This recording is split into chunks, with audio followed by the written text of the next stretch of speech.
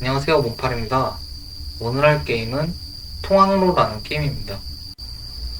나는 여느 때와 다름없이 통학로를 걸으며 집으로 돌아가고 있었다. 변덕스럽게 평소와 다른 귀갓길을 택했는데요. 벗어난 일상과 다른 풍경, 그 끝에는 과연 뭐가 있었을까요? 바로 시작해보도록 하겠습니다.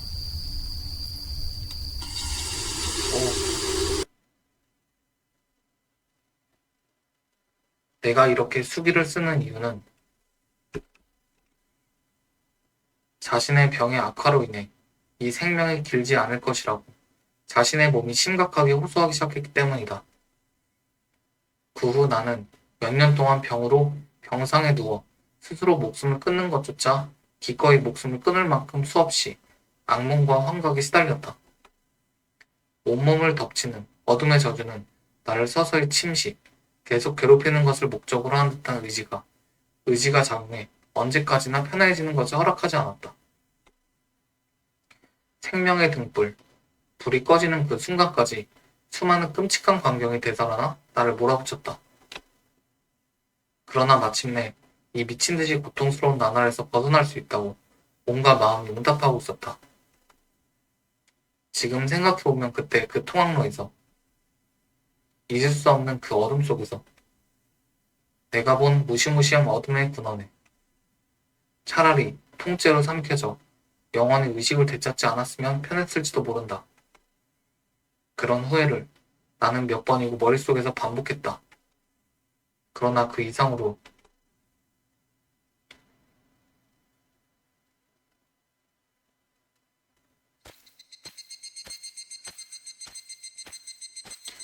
늦여름을 통과하는 시원한 바람이 땀에 젖은 내 몸을 시원하게 식혀주는 그런 날이었던 것으로 기억한다.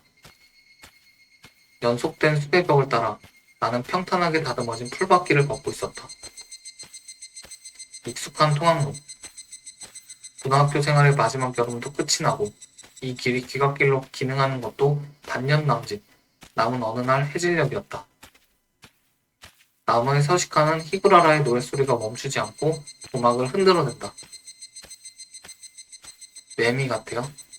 귀갓길의 한 구절이기도 한 이 공간은 내가 계속 다녔던 통학로의 개인적 명소다. 인공적으로 조성된 좌우대칭으로 나무가 늘어선 가로수처럼 겨울을 제외하고는 한낮에도 항상 어둑어둑하다. 나를 덮을 듯이 끼어들 듯이 빽빽하게 들어선 느티나무 선로가 이곳에 존재한다. 산업 차량보다 경영 서른 트럭을 더 많이 볼 수 있는 것은 도심에서 멀리 떨어진 산골 마을이기에 가능한 풍경이다. 자연에 둘러싸여 공기도 맑은 이곳이 나는 무척 마음에 들었다. 원래 인적이 드물고 특히 해질녘이 되면 어두운 공간에 겁을 먹고 이 길을 지나다니는 사람이 거의 없다. 앞을 봐도 뒤돌아봐도 아무도 없다. 마치 내 방이 주어진 것 같은 기쁨에 빠져서 이 길을 걸을 때면 내 마음은 다소 들떠 있었다. 그리 길지 않은 길이다. 천천히 걷다 보면 금방 숲길에서 벗어나게 된다. 철로변에 포장도로가 나온다. 아이들도 쉽게 건널 수 있는 작은 돌무더기가 늘어서 있을 뿐 바로 눈앞에는 멀리까지 뻗어있는 산로. 성토에 레일이 깔려있는 것도 아니다. 남녀노소 누구나 큰 사고를 불러올 수 있는 성선설에 사로잡혀 있다. 성선설에 갇혀있는 구조로 되어 있다. 조금 더 이른 시간대에는 초등학생들이 통학로를 사용하고 있다고 들었다. 실제로 내가 어렸을 때에도 이 길을 이용해 등하교를 했다. 귀에 거슬릴 정도로 부모님께 들었던 말을 생생하게 기억하고 있다. 내가 인도를 빠져나온 이 시간대에는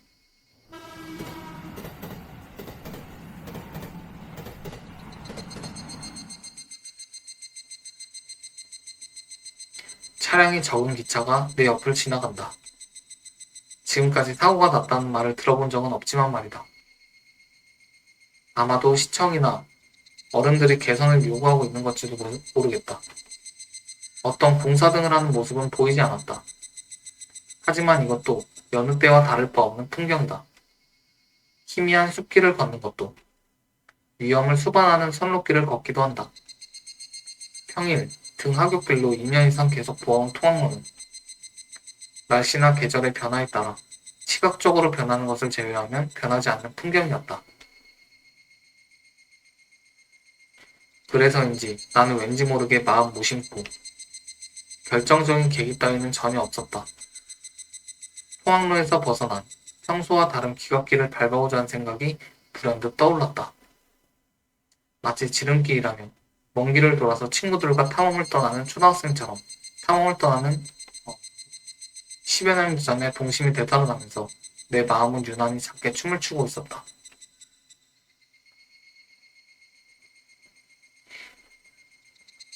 내 발끝은 이미 정규 통학로에서 다른 방향으로 향하고 있었다.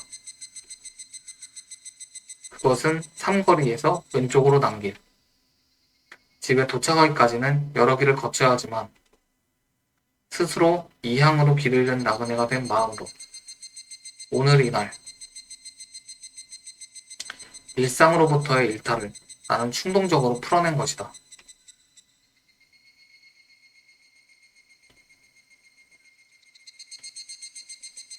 한참을 걷다 보니 콘크리트 포장이 벗겨지듯 풀과 나무가 넘실대는 오솔길로 변했다. 발 밑에는 지저분하게 흩어져 있는 고사목과 수많은 낙엽이 널려 있다. 오른쪽으로는 희미한 느티나무 숲길을 닮은 숲속우산, 왼쪽에는 키가 작은 묘목과 잡초가 줄지어 서 있다. 한 번도 밟아본 적 없는 길의 경치. 나는 천천히 발걸음을 옮긴다. 고막을 떨게 하는 꾀꼬리 울음소리도 들린다. 땀에 젖은 피부에 닿는 늦여름이 지나가고 첫 가을의 신선한 바람도 평소에 인지하고 있던 풍물씨도 다르게 느껴질 정도로 느티나무 숲길을 마치 내 것으로 만들었을 때의 기분보다 더 고양되고 단순하게도 내 마음은 서서히 알 수 없는 충만감으로 채워지고 있었다. 기분의 고향에 빠져있던 나는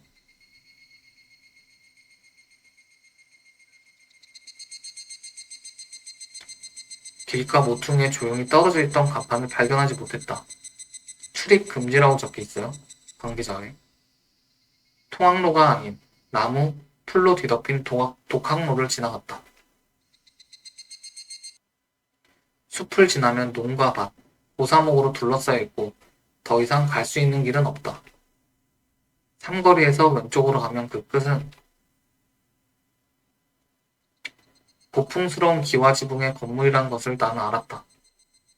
누군가 소유하고 있는 헛간이나 창고인지 아니면 오래전부터 방치되어 있는 미익이 묻은 집인지 나는 한눈에 알아볼 수 없었지만 드넓은 초원에 쓸쓸하게 세워진 오두막집은 마치 이쪽을 응시하는 듯한 이질적인 섬뜩함을 풍기고 있었다. 얇은 먹빗을 먹으면 따뜻한 색으로 비춰지는 오두막의 모습이 더욱 섬뜩함을 부추기고 있는 것이 아닌가 하는 분석이 들었다. 티나무 숲길을 걸을 때보다 철길을 따라 걸었을 때보다 해가 지고 있다는 것을 난 알아차리고 있었다. 하지만 그보다 더 빨리 알아차렸어야 했다. 통학로를 벗어나 가장 안쪽에 도착했다는 것을 깨달은 그 순간에 여기서 되돌아갈 걸 그랬다는 것을 나는 깨달았어야 했다. 오두막집 문이 열려 있다. 내가 기와지붕의 오두막을 처음 보았을 때부터 이미 시선은 그쪽으로 향하고 있었다. 누군가가 장난으로 오두막집을 들여다본 건지 아니면 진짜 주인이 문을 열어놓고 나간 건지 알 수가 없다. 왠지 모르게 궁금해졌다. 어둠 너머에는 농기구나 농작물이 놓여있는 걸까? 사람 뭔가 기가 있는 무언가 굴러다니는 것일까? 깊은 의미 같은 것은 전혀 없고 육안으로만 풀 수 있는 단순한 궁금증에 신기하게도 끌렸다. 나는 천천히 건물로 다가갔다. 의아한 표정으로 나는 멍하니 서 있었다. 열린 오두막집에 석양이 비춰져 어둠을 비추며 조금이라도 내부가 보일 줄 알았다. 하지만 내 눈앞에 펼쳐진 문에는 칠흑같이 칠해진 칠흑의 벽이 존재하고 있는 것 같았다. 어둠의 광원이 놓여있는 것이 아닌가 의심스러울 정도였다. 실내의 모습을 전혀 들여다볼 수 없었다. 그러나 나의 무미건조한 일상을 무너뜨리려는 이 불가사의한 현상이 나를 더욱 매료시킨 것은 분명했다. 한 걸음 내딛으려는 그 순간,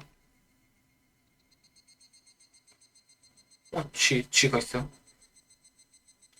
갑자기 나타난 한 마리의 쥐에 나는 깜짝 놀라 몸을 움찔했다. 집에서도 외출할 때도 거의 볼 수 없는 쥐 이빨눈. 내 눈으로 직접 본 것은 처음이었다. 어둠을 좋아하고 눈에 띄지 않게 그늘진 곳에 숨어있는 그들의 특성상 이 건물이 최적일지도 모른다는 생각이 들었다. 납득이 갔다. 동시에 쥐가 나왔다는 사실에 오두막 자체가 비위생적인 건물이 아닌가 싶어 기분이 나빠졌다. 조금만 들여다보고 얼른 집으로 돌아가고 싶은 심정을 지나고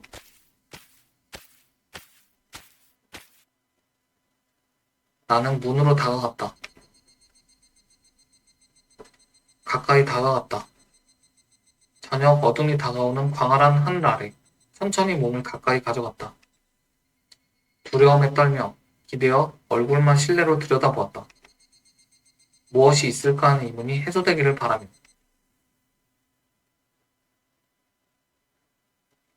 나는 어둠 속을 들여다본다. 나는 그곳에서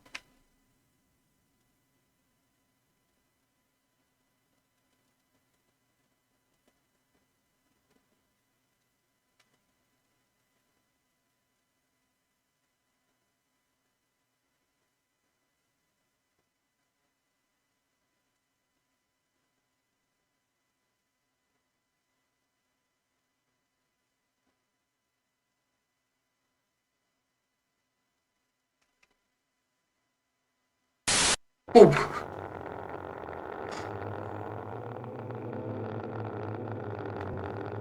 어둠 그 자체를 목격했다. 순간적으로 보이는 그늘에 숨어있는 사람의 형태가 뇌리에 박혀서 어둠의 늪에서 뻗어나온 오른팔만 빼고 말이다. 나는 내가 인식하고 있는 녀석에 대해 분명히 인간을 초월한 존재임에 틀림없다고 결론을 내렸다. 선명하게 포착할 수 있는 것도 아니다. 양불길처럼 흔들리는 불명확한 칠흑의 불투명한 이상한 용의 몸이 거기에 있다. 내가 그렇게 생각한 것도 1초도 채 지나지 않아. 내 목에 악마의 손이 달려들었다. 악마의 손이 나를 짓누르듯 목을 조여온다. 저항도 할 수 없을 정도로 소리도 낼 수 없을 정도로 끔찍한 악마의 손이 나를 조여온다. 사지 전체로 다리 긁어도 빠져나올 수 없다. 목과 내면의 뼈와 살까지 침범하는 극심한 통증과 함께 호흡을 할 여유 따위는 조금도 없다. 이 자리에서 도망치지 않으면 나는 죽는다. 이 세상에 갑자기 나타난 이 세상 같지 않은 사악한 존재에게 난 죽임을 당할 것이다.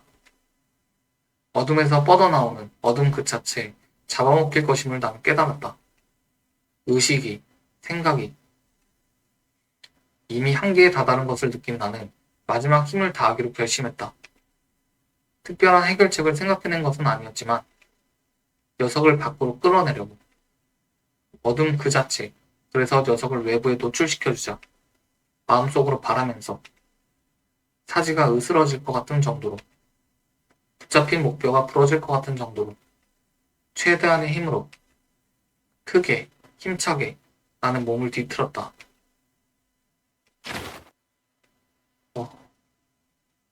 살짝 녀석의 손이 석양에 비친 그 순간 내 몸은 튕겨지듯 뒤쪽으로 튕겨져 나갔다. 뜨겁게 타는 듯한 통증이 경부 경추의 통증이 느껴졌다. 던져진 박자에 몸을 부딪히며 온몸의 극심한 통증이 온몸으로 퍼져나간다.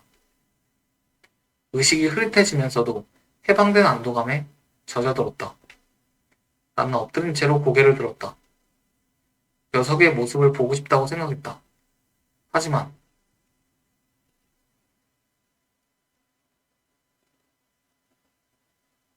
내 시야에 비친 것은 외부보다 앞을 들여다보기 위한 경계, 칠흑의 얇은 장이 있을 뿐.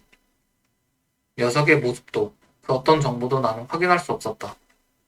그 사실을 알게 되었을 때 생명의 위기에서 벗어난 안도감이 드디어 몸으로 인식하기 시작했다.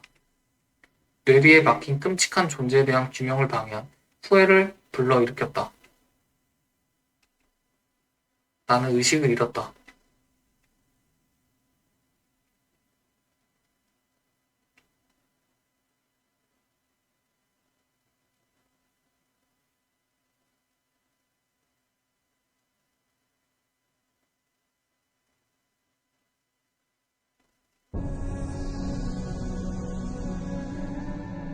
통학로 여기까지 해보도록 하겠습니다. 짧고 재밌었네요. 그날부터 내 인생은 크게 바뀌었다. 만져진 것 때문에. 이 세상에 없는 존재에게 목을 잡혀버린 것으로 내 몸은 보기에 견딜 수 없는 두려운 모습으로 변해버렸다. 이 글을 읽는 사람에게 이 참상을 보여주는 것은 도저히 이루어질 수 없는 일이지만 내 몸은 그날 본 어둠을 좋아하는 사악한 존재처럼 빛을 거부하고 빛을 두려워하며 지각된 모든 것을 혼돈으로 끌어들이는 어둠 그 자체처럼 머리부터 발끝까지 내 온몸은 칠흑같이 어두워졌다. 칠흑같이 새까맣게 타들어가는 끔찍한 피부염에 침범당해버린 것이다. 살 피부가 노출된 곳은 더 이상 눈꺼풀 뒤쪽과 손톱이 자란 부분만 남아있을 정도였다. 원인도 밝혀지지 않았고 치료법도 없는 정체불명의 질병. 나로서는 가증스러운 저주의 일종. 서서히 내부까지 침식하여 무딘 통증으로 고통에 시달리고 환각에 시달리며 식사도 스스로 할 수 없을 정도로 고통의 나날을 보내야 했다. 지금 이 순간에도 얼마 남지 않은 내 생명을 계속 먹고 있다. 글머리에서 후회의 마음을 철자는 썼지만 나는 그날 본 광경을 단 한 번도 잊을 수 없었다. 이끌리듯 매료되어 이끌리듯 다른 목격자나 나 같은 피해자가 또 있을까 하는 생각이 계속 들었다. 그때 온몸을 휘감았던 공포감을 넘어 그 정도의 의문으로 그 정도의 관심으로 내가 유일하게 남길 수 있는 호기심만으로 나는 의료기구에 묶여 살아왔다고 해도 좋고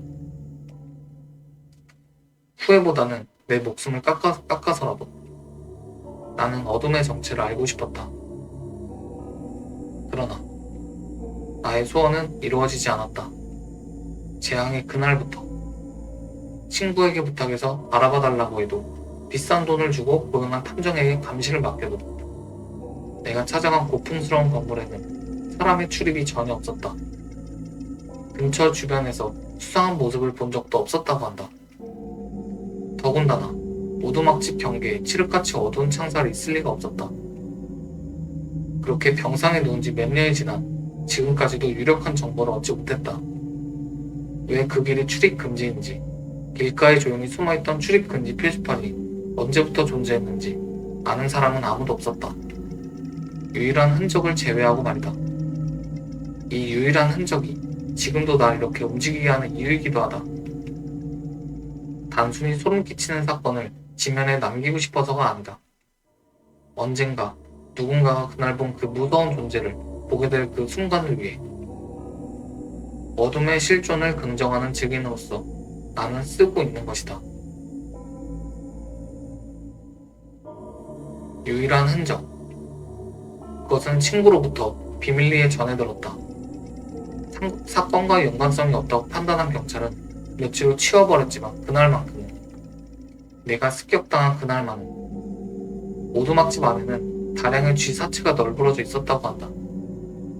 그날 창고에서 튀어나온 쥐는 녀석에게 잡아먹히지 않으려고 탈출한 한 마리였을지도 모른다. 나는 그렇게 믿고, 아니 확신하며 마지막으로 말하기로 한다.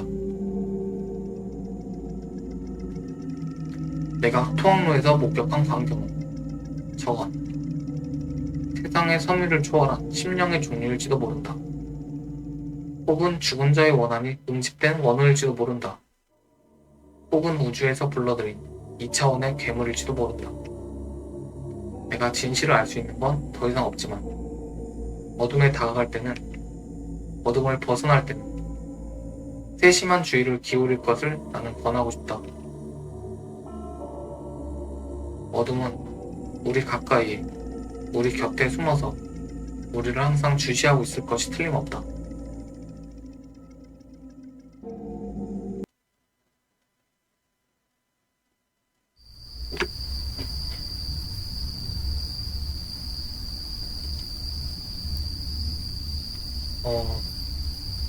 어, 여기까지 하겠습니다.